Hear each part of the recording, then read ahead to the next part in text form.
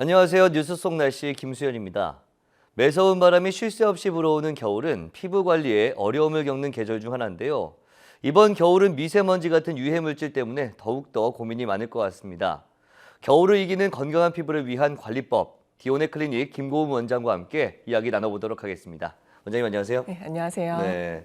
사실 겨울철에는 밖에 나가면 칼바람이 불고 실내에서는 이 난방기구 때문에 굉장히 건조하지 않습니까? 네. 그렇다 보니까 아무래도 피부 건강에 대해서 신경을 많이 쓰게 되는데 겨울철에 생길 수 있는 피부 트러블들 어떤 것들이 있을까요? 네. 춥고 건조한 겨울철에는 여러 가지 피부 트러블이 생기기 쉽습니다. 피부가 찬바람과 건조한 대기에 가장 많이 손상이 되는 부위이기 때문인데요.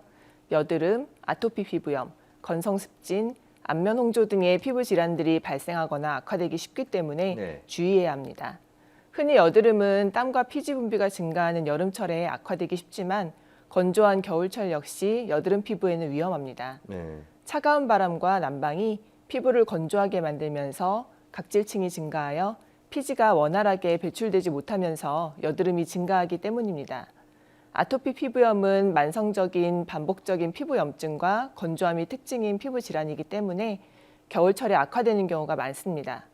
건성습진 또한 건조해지기 쉬운 다리나 팔, 손등, 얼굴에 잘 발생하게 되는데 초기에는 미세한 각질과 함께 피부가 트면서 시작되다가 진행되면서 가려움증이 동반된 붉고 거칠거칠한 판 형태를 띠게 됩니다. 네. 안면 홍조 또한 겨울철에 발생할 수 있는데요. 안면 홍조는 혈관의 수축 이완 작용의 이상으로 모세혈관이 늘어나면서 얼굴이 붉어지는 피부 질환으로 겨울에 추운 실외에 있다가 따뜻한 실내로 들어오게 되면 피부 속 모세혈관이 확장되면서 혈류량이 증가하여 얼굴이 붉어지게 되는 것입니다. 네, 사실 말씀하신 것처럼 여드름 같은 경우에는 여름철에 좀 땀 좀 많이 나고 피지 분비가 좀 많아서 좀 생긴다 이렇게 생각을 했었는데 네. 건조함이 또 여드름의 원인이 될 수 있다고 하니까 좀 주의를 해야 될 것 같습니다. 네. 그래서 좀 말씀을 드리고 싶은 게 요즘 이 건조함을 잡아주는 성분이라고 해서 세라마이드 성분이 굉장히 인기를 끌고 있다고 들었습니다. 네. 이게 정말 어떤 효과가 있는 것인지도 궁금하고요. 어떤 효과가 있는지도 좀 알고 싶네요. 우리 피부는 수분과 유분을 함께 가지고 있고 네. 적당량의 유분기는 피부를 통한 수분 증발을 억제하는 기능을 합니다. 피부 표피에 있는 지질층도 유분과 함께 피부의 수분 손실을 막는 역할을 하는데요. 이 지질층의 주성분이 세라마이드입니다. 세라마이드의 화학 구조식을 보면 친수성기와 친유성기를 함께 가지고 있어서 피부에 있는 수분이 증발하는 것을 막아줍니다. 세라마이드는 피부 세포를 재생하여 손상된 피부를 회복시키고 항염 효과와 보습 효과를 가지고 있어서 아토피 화장품이나 고보습 화장품, 주름 개선 화장품 등에 널리 사용되고 있을 정도로 다른 원료에 비해서 그 효과와 안정성이 매우 높은 효모 발효 추출물입니다. 화장품을 사용할 때 중요한 것은 네. 유효 성분의 피부 흡수율인데요.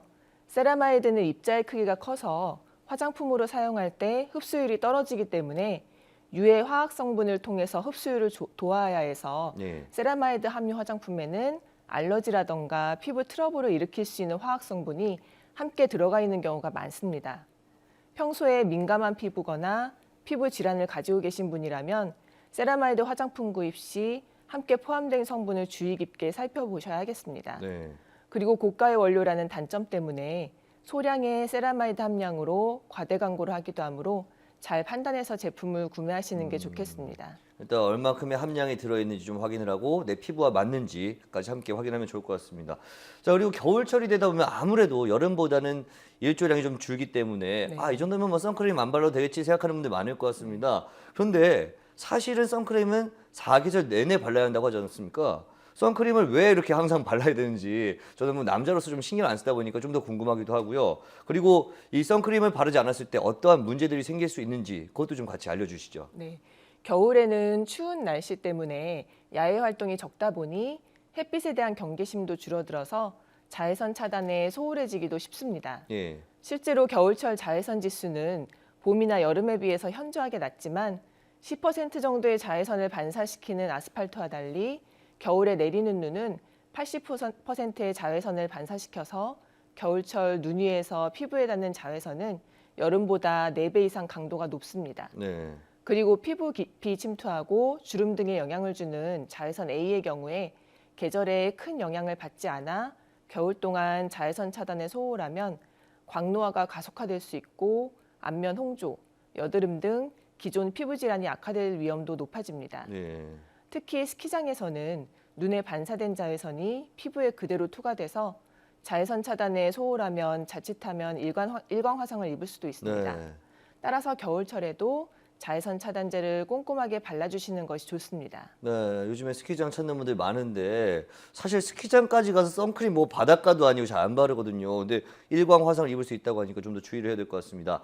자, 여기서 좀 궁금해지는 게 사실 자외선 차단제 종류가 굉장히 많지 않습니까? 네. 저는 가서 몇 번 사려고 시도를 해봤는데 너무 종류가 많아서 어떤 것을 골라야 될지 그냥 아무거나 추천해 주세요 이렇게 받아온 적이 많거든요. 네. 어떤 제품을 좀 골라야 하는지 그리고 어떻게 또 발라야 하는지 자세하게 설명을 해주시죠. 네. 자외선은 파장에 따라서 A, B, C로 나눌 수 있는데요. 우리에게 직접적으로 영향을 주는 자외선은 A와 B입니다. 예. 자외선 A는 하루 종일 비슷한 농도로 유지되고 연중 농도도 비슷한 반면 자외선 B는 정오에 가장 많고 여름에 조사량이 늘어납니다. 자외선 차단제를 살펴보면 PA라고 써 있는 것은 네. 프로텍션 그레이드 오브 UVA로 자외선 A를 차단하는 효능이고 플러스 기호로 표시하며 3단계로 구분이 됩니다.